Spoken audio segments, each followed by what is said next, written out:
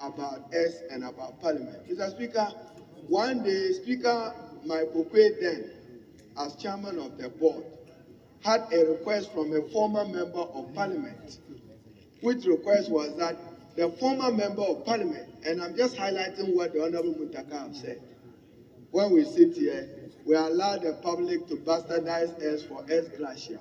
Beyond Ex-gratia, what is the quality of life of a former MP? And what are we doing to improve our lot?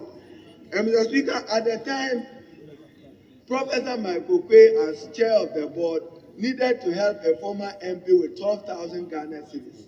And this MP was requesting to do a surgery, a prostate surgery.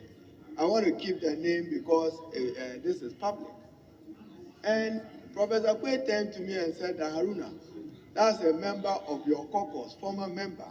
He needs urgent medical attention of 12,000 Ghana cedis. So Professor Kwe whispered that minority leader find half and I also provide half. Mr. Speaker, before 1 week, this former MP passed on because he couldn't afford the cost of the surgery.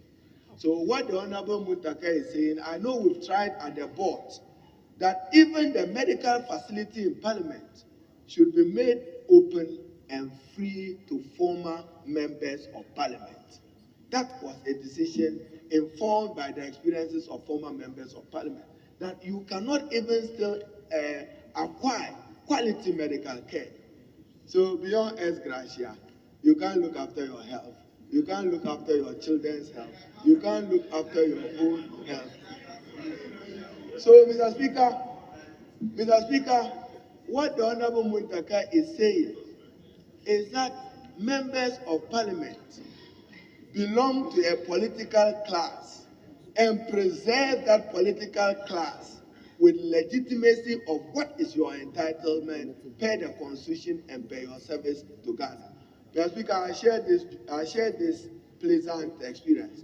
Mr. Speaker, I traveled with some Nigerian MPs to Zanzibar, Tanzania area there.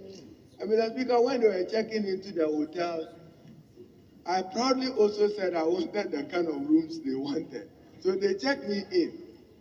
Then when I cross-checked, my per diem could only pay for two nights of the hotel, where my colleague Nigerian MPs and Kenyan MPs were. What I took from Ghana could only afford 2 nights. But members of Parliament here, when you travel, until again the Professor Okwe board, MPs when you travel, sometimes you have to go and be sleeping on bunk beds in Geneva. I know this for a fact.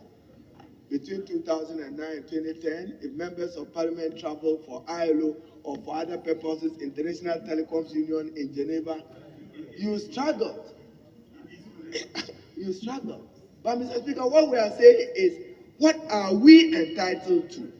What are we entitled to?